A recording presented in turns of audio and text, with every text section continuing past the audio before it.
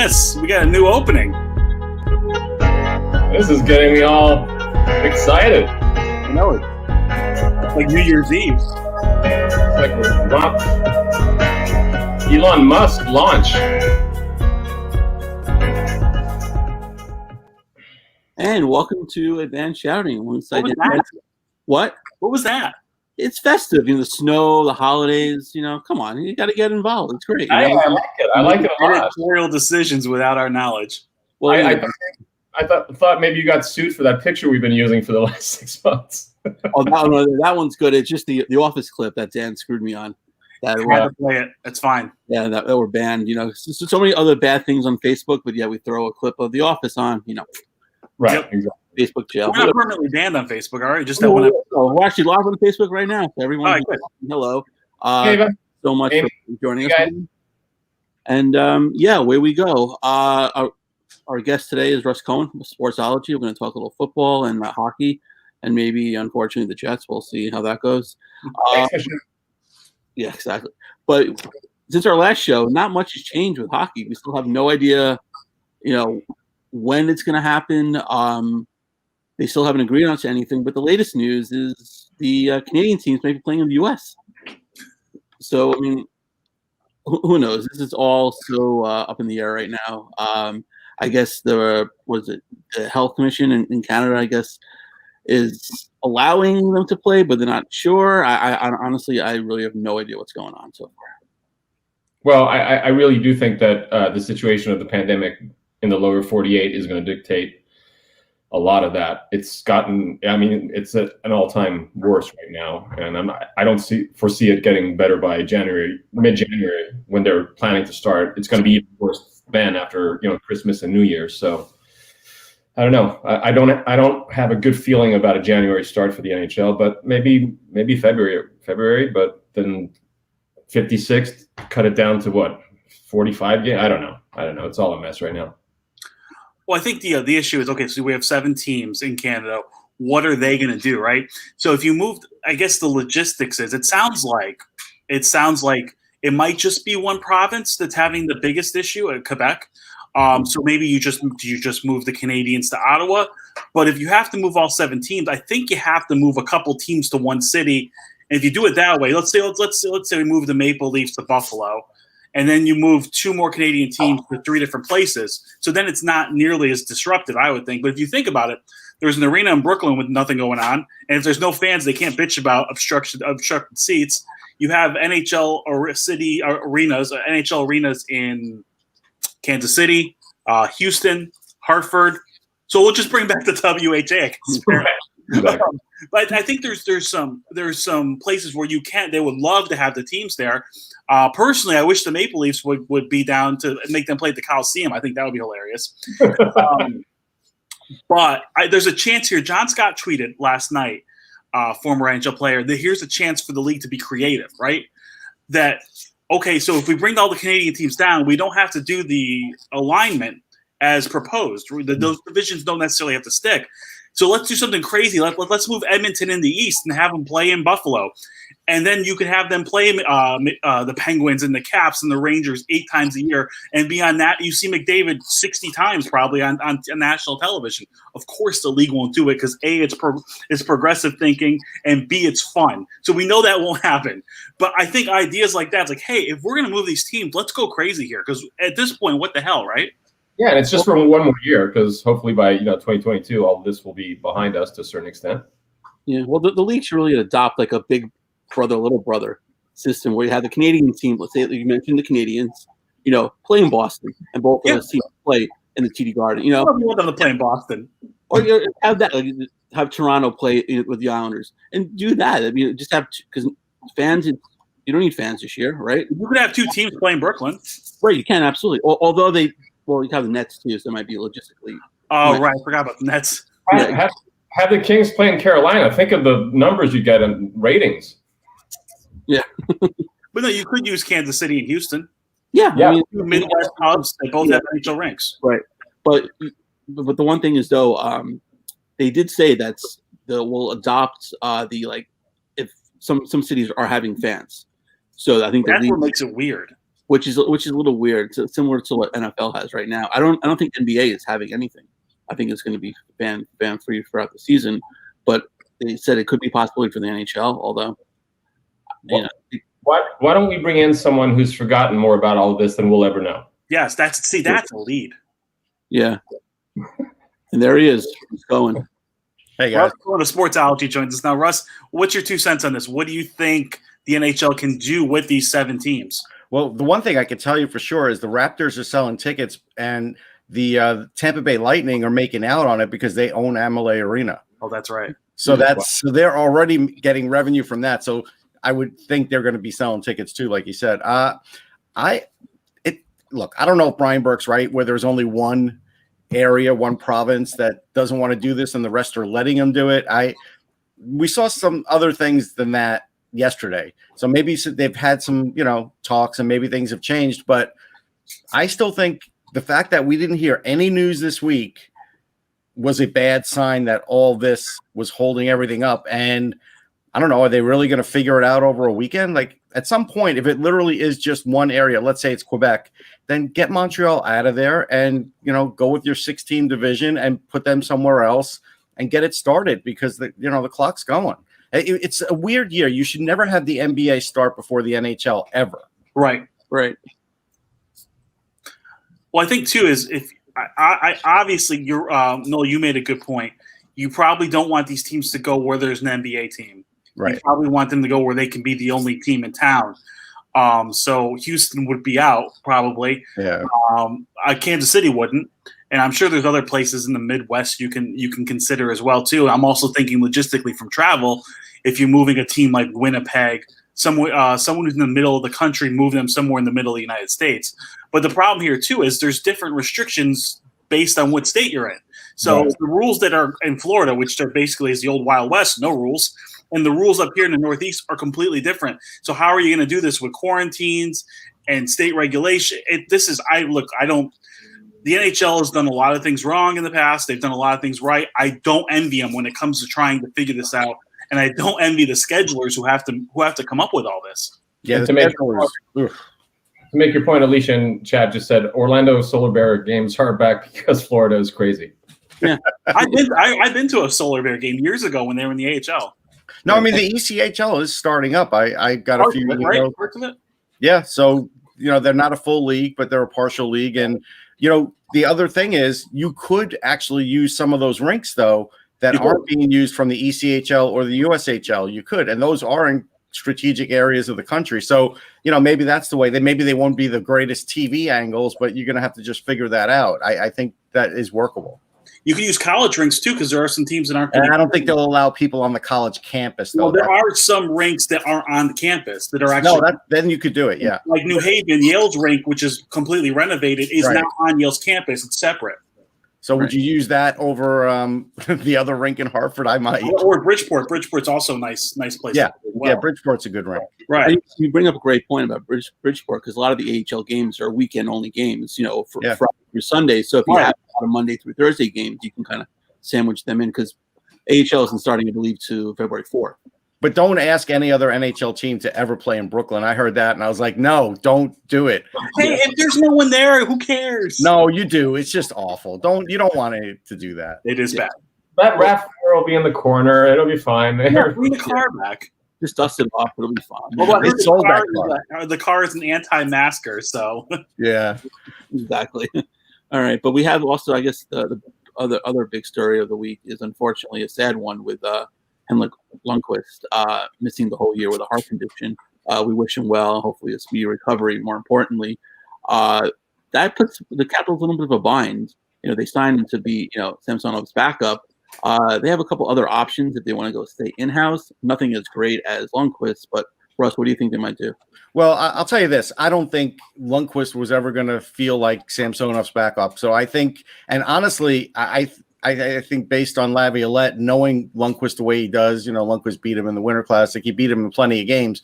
I think he would have given Lundqvist a chance to win that job. Now, you hope Samsonov is okay since that ATV accident. We haven't heard anything from anybody on update anything. But remember, he wasn't even the backup for the playoffs. Like he wasn't even allowed in the bubble because he was hurt.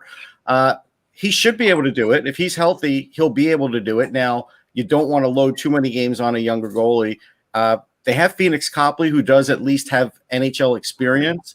Vanacek's a pretty good goalie too. So you do have three, but if they're really going to roll with those three, I don't know. Even if I was Alex Ovechkin, I'd be a little worried. But it sucks for Lundqvist because when you hear heart issue, there's no guarantee he's coming back. Like he wants to. I get it. He's a competitor. We all want him to, of all fans in the league. But it's a long haul, especially at that age. So who knows if that ever happens? Maybe the playoffs was the last time we'll get to see him. And, and he looked pretty good, actually, considering he got, sat for the last month of the season or whatever it was. I'll tell you, he's an amazing guy in the sense that in the locker room, he's a real leader, but he's also a guy that is very open and honest when you talk to him. I went and followed one of the games in 2014, Game 7 against the Penguins. They won that game. That was his 5th Game 7 win in a row, which I think is still an NHL record. Now, again, Ranger fans don't ever want to bring that up because he didn't win a cup. But he is the greatest Ranger goalie of all time. He's better than Mike Richter. Richter was a great goalie, but there's no comparison between the two based on teams they've had, guys in front of them, all of that stuff. But you look at that game. I remember I hung out after that game, after it was done with players, and I spoke to Mike Lang, who I don't know if he's doing Penguins radio anymore. He might do a little. And he said that was the best performance he's seen from a goalie coming in that building, maybe in his career, considering the team that they had. And so, that was like a 35 save performance. It was tremendous. And that helped propel them eventually. They had to get past the Canadians to get to the Stanley Cup. And again, people expected Lundqvist to sort of win the Stanley Cup on his own. And you don't do that. The Kings had a better team. I never thought for a minute, and I was covering that cup, that the Rangers were going to win the cup, but yet Lundqvist played really well, and he did steal a game. And that in this era, it's hard to do more than that. I remember there was I think it was a Game 7 at the Garden against Tampa, and a year or two later, and Ryan McDonough hurt his foot, and I was at the low part. That was when they still had the low area for press. And the minute I saw McDonough go on the ice and take a circle around and shake his head no, I remember texting someone because Twitter wasn't all that as big as it is now, but it was big. But I said, I don't think they're going to win this game because McDonough doesn't look like he's playing. And, what can Lundqvist do about that? Those are things that's why it's a team game. I think the biggest thing you want to see is with someone who has the resume that he has, not so much on the ice. He's one of the best goalies of this generation. Argument can be one of the best goalies of all time, top 5, top 10. I'm not really huge into ranking, but his resume is there. But off the ice, like you said, always stood up. And the goalie is someone who gets a lot of the blame and get almost like a quarterback, gets a lot of the praise too. And regardless if they won 2-0 or if they lost 5-0, he always stood in front of the media. He always answered those questions. The amount of work he did with the Garden of Dreams for kids as well, what he's done off the ice, you just hope he can come back and just retire on his own terms. Yeah, I mean, just think about the marketing with the league. I remember going to one of the All-Star games, maybe it was in Ottawa, and you check in at the front desk and there's a massive picture of Henrik Lundqvist. There weren't that many goalies that you see that the league would market. Even Carey Price, maybe the only other one that you would see in major marketing campaigns for them, but Lundqvist was always there. And Lundqvist is one of those guys where even if you're a Devils fan or an Islanders fan, he sort of transcends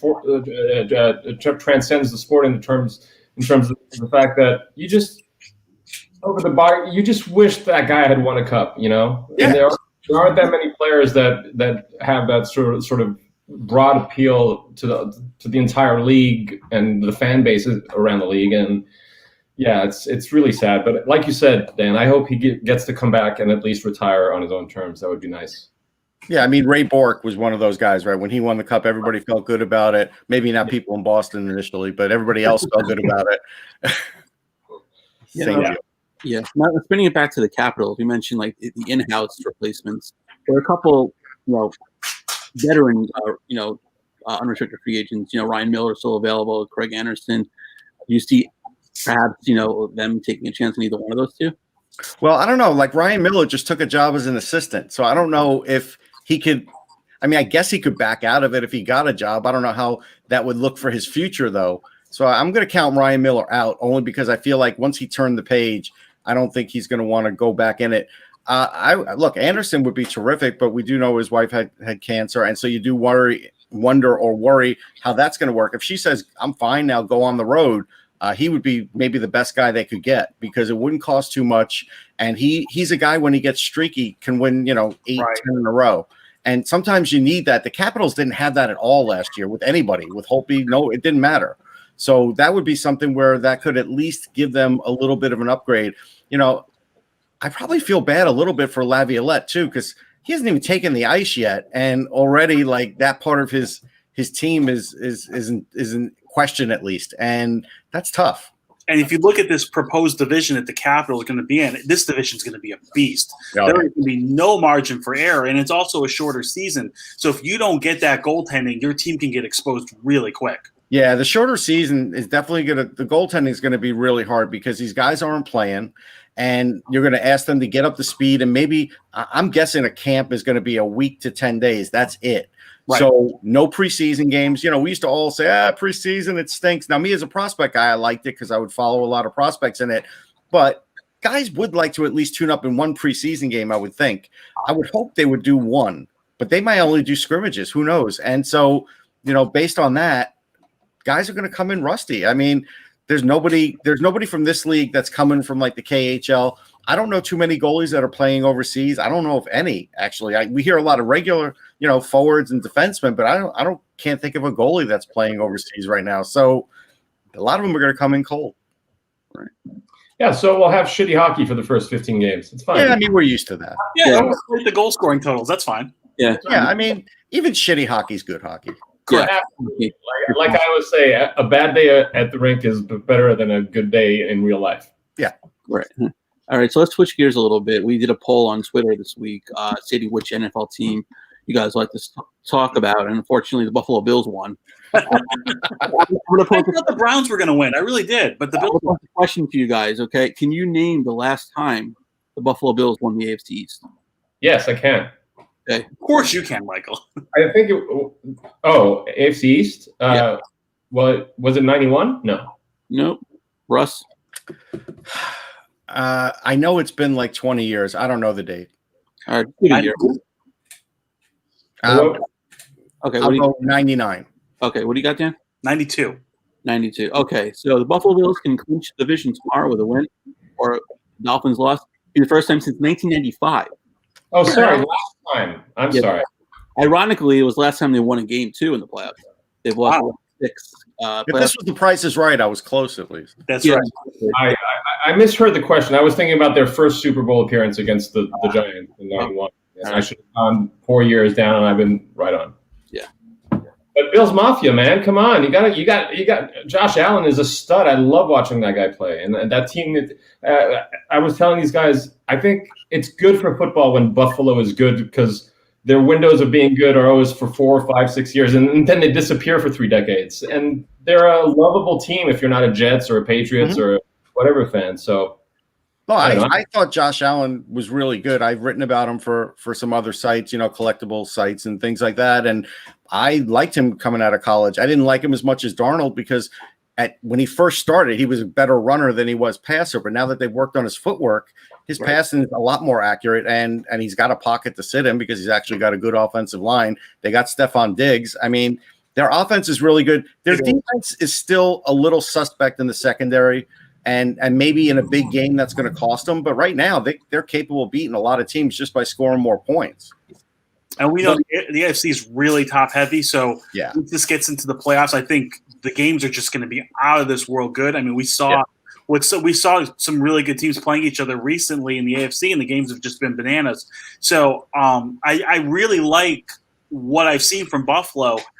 Because at first I wasn't quite sold on Allen as a quarterback. I was sold on Allen as an athlete. I agree with you, Russ. I thought Darnold was going to be the better one quicker, but Buffalo actually built the team around him correctly. They had time. They worked on his footwork. He has weapons everywhere from his receivers to his tight ends. Really good running backs. They're just a fun team to watch. And you can we were talking before the show and we were about I know you can't quantify chemistry, but it's a team that really, you can tell, really likes each other. And while they might not be the most talented team, they pick each other up. And what I like about Allen, too, he has a little bit of that it factor. Okay, the defense gave up 7 points. I'll get them right back. And it just seems like they have something going. And with a weak division, even though the conference is top heavy, I don't think the division is that good. So they're probably going to clinch the division. They'll probably, I don't know if they'll get a bye, but they're a team I don't want to play in the playoffs. Two teams get buys. No, only one this year. Only one this year. Yeah. Well, each conference, I meant. Exactly. Each conference. No, but we all, I mean, I think most of us thought going into the season they were going to win the division. I never had any faith in New England. Forgetting about my team, I never had faith in them. The Dolphins are clearly better. Yeah. The Dolphins are clearly better, but they went with, Fitzpatrick a little too long, even though he felt like they didn't. But, and Tua is good, but they're at least dangerous. But no, Buffalo was going to be the class of the division. But they're well coached, too. I don't think coach gets enough credit. Agreed. Yep. And Russ, we know coaching makes a hell of a difference. It could if you have the right coach. Yeah, exactly. No, I think Miami's got a good coach too, and I think they're moving in the right direction. And they have I think the Texans' first round pick as well, so they're going to have probably 2 picks in the top 15, 16. So for a team that's pretty close, that could jumpstart them. Oh yeah, just like my draft is worrisome because. You're talking about teams that have played 4 or 5 games and all of a sudden they're in like conference championships in college. It's such an abbreviated season to scout. That's going to be hard. Oh yeah. Yeah. I mean, college football is a mess. I mean, it is. Real quick, get back to hockey because you are the draft guru. You are the prospect Jedi. How hard is it for you to try and evaluate all the talent throughout the country when it comes to major juniors and college when the seasons are so screwed up? It's hard. I mean, right now my DVR is full of NCAA games, which is great. And there were some really great guys for that, like Matt Beniers and such. But otherwise, I've watched some Q games online when they had them. 7 o'clock, Bowling Green, Quinnipiac. It's going to be a really good game. Yeah. I've watched a lot of these games that I can online. Haven't seen any in person yet. I've tried to get to a USA hockey game about a month ago, but there was a COVID thing, so they canceled it. They've been playing, the NTDP and the USHL have been playing, but I didn't get a chance to see it. So the World Juniors probably counts like 3 times more now than it ever has. But as far as just getting enough views, it's hard for everybody. I've spoken to, team personnel that are saying it's challenging. So it's challenging. Like scouting in the 70s or the 80s. Yeah, right. Yeah, it literally is. I mean, you go back to Ken O'Brien. I mean, he wasn't heavily scouted where he was coming out of college, somewhere in California. I forget the name of the school. Was it Cal Berkeley? Cal Davis. Cal Davis. Thank you. He wasn't heavily scouted, in those days, and you probably didn't have a ton of footage, and they weren't on TV a lot. So I think there's a lot of that going on. The NBA, I saw guys getting drafted. They played like 1 game this year. I know, right? Right. And made $600 million. Or not, probably maybe $1.5 million, but still. Well, the watches are $600 million. They just pay them off. That's right. Really quickly, what are your feelings on the World Juniors going through with COVID? Is that I had mixed feelings about it because I just felt like it's a little bit pushed, but TSN needed something to put on their television, so they spent a lot of money to get the bubble going because the IIHF didn't have all that money. Right now, there are guys testing positive as we expect they would.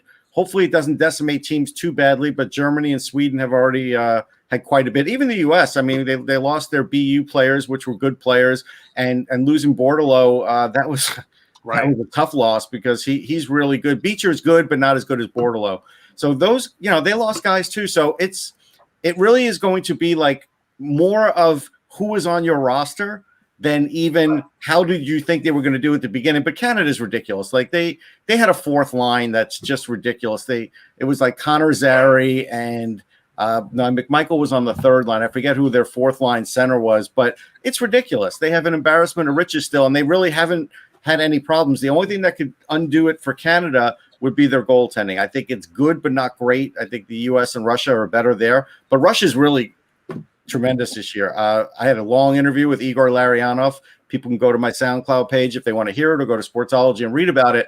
But I'll tell you, it's rare that you get a Russian coach wanting to talk outside of Russia about the team. And he actually talked about his guys having fun. I almost Russians having fun? Yeah. The professor having fun? Yeah. And he was telling the kids, look, just don't worry about the results. I'll take care of that. You guys just go out and play your game and have some fun out there. And I was like, you know what? That's really refreshing to hear that. And that could really help their program, because a lot of times if Russia wins the silver, they all look at it like, they might as well throw away the medal like Lias Anderson did. They always feel like it's a failure. And I feel like Larionov has put the right seeds in their head mentally, like to say, hey, you could do this, but we're not putting overt pressure on you. Just, have a good time, play your game. That's awesome. Yeah. I have a funny, quick Larionov story. I played in a charity game with him years ago, like 15 years ago. And there was I was playing D, and I got the puck. And before I got the puck, I saw him. He was kind of cherry picking. And I just took it was the best pass I've ever made in my hockey career. It was like a 30-foot backhand sauce that landed on his tape. Breakaway, he scored, of course. And when we were changing after the game, he just turned to me. He's like, hey, where did you play? I was like, I started playing when I was 22 in Burbank, California. I've never played an organized hockey game in my life. But it's, to this day, the greatest compliment I've ever gotten as an actor, as a human being, from my ex-wife. That will be on my tombstone. That's nice. Igor Larionov, funny thing about players of a generation, Hockey Hall of Famer, thinks I can make a great backhand pass. Yeah, that's a big deal. I can tell you one funny story. In 2003, I covered the charity game in LA at the Staples Center, and the worst player. I was wondering about that. That was when Jericho took off his jersey and he started wrestling on the ice. Michael Rappaport was the worst player ever. Okay, so he showed up at the arena without gear or skates. Right. I tried to interview him, right? And his person goes, yeah, just a few minutes. And I'm waiting, and I'm waiting, and I'm waiting. And they finally came back, and I forget the answer. Like, the answer was almost like he's frazzled, he can't come out and interview, but it wasn't exactly that. And I was just like, all right, whatever. And then when I saw him in the game, and I was like, oh my God, he was brutal. Like, I'm not good. And I'm better than that. Yeah, but he'd never really skated at all. He never played hockey, even in pickup. Okay. Like, I was asked to go back in the day when I was working to play at the Celebrity All-Star basketball game, NBA game, and I was like, I can't play basketball. That's a hard no. I don't want to go out there and lose myself. You were playing against guys like Lanny McDonald was there curving his stick for like a half hour on the flame. Like, there were some good players in that game. Yeah, I remember Ron Jericho's a good player. You remember Ron Duguay with his beautiful? Oh yeah. I mean, he was abusing all these celebrities. It was amazing. No, Duguay could play. He even years later in the Winter Classic game, he could still skate and play. Yeah, Duguay, he stayed in shape, man. Yeah, and I played with Luke Robitaille's wife, Stasia's chair. And he comes out, and he still looks like he's 35. He's got hair and the shirt's open with the I did a book signing with him. Like, the women just line up to talk to him. It's unbelievable. It was like I was invisible, but at least they were signing my book, so I didn't care. Every time I see Ron Duguay, even though he's actually probably 10, 12 years older than me, I'm like, that guy has got some serious game. You know what I mean? Yeah. He always has. Russ, we have to get going, but we really appreciate you taking a little time to come on and talk to us, and we'll probably have you on soon, maybe a World Junior recap, and before you know it, we'll be hopefully playing a season as well. But Russ, thank you for coming on. And check his work out at Sportsology. He does great stuff. It's not just hockey, even though he is, like I said, you are the Prospect Jedi. Well, thanks. You can check me out at Amazon.com too for anyone. I've written tons of books. We'll bring you back when the Jets win their first game before the season's over. We'll see you boy! All right, see you next year. Happy holidays. Stay safe. Thanks. I love it. Oh, that's perfect. Thanks, Russ. Happy holidays. All right, see you guys. Happy holidays. That's so many jokes for right now, but I'm being kind. It's a holiday season. Go for it. No, we're good. We're good. I stop now. Come on. That was great. Russ is awesome. You got your gaze mask on, huh?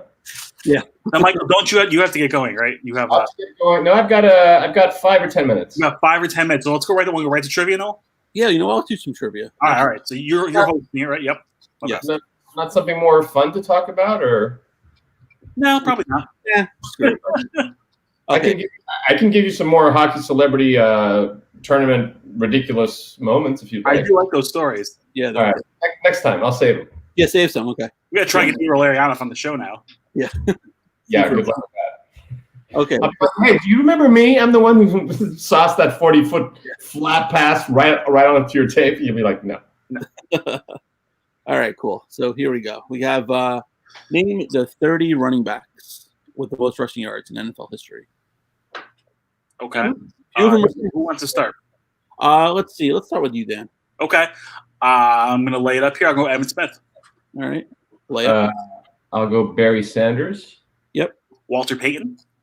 Yep. I'll go Frank Gore. Yep. New York Jet. Curtis Martin. New York Jet. There you go.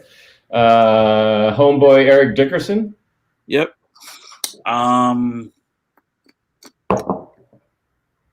What's his name? He's still active. Adrian Peterson. Exactly. Tony Dorsett. Yep. Number 10. My favorite running back as a kid. I didn't like the Cabos. I just liked him. Right. Thurman Thomas. Thurman Thomas, number 16. Got his helmet. The Bus. Jerome Bettis. Yep. Number 8. LaShawn McCoy. Sean McCoy. Wow, is this going to be over soon? Nope, number 22. What's that? 22. All right. Jim Brown. Jim Brown, number 11. Oh, only number 11? Wow. Yeah. Wow. Well, he did retire when he was 10. Yeah, exactly.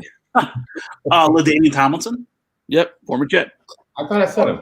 That's like saying Joe Namath is a former Ram. Yeah, Exactly. Or a former Hawk. Marshall Falk. Yep. Oh, that's a good one. Not a former Jet. Okay. Edgerrin James. Yes, number 13. We got the top 13 out of the way here. Wow. All right. Good. Pretty good, guys. Pretty good. He has to be there. Marcus Allen.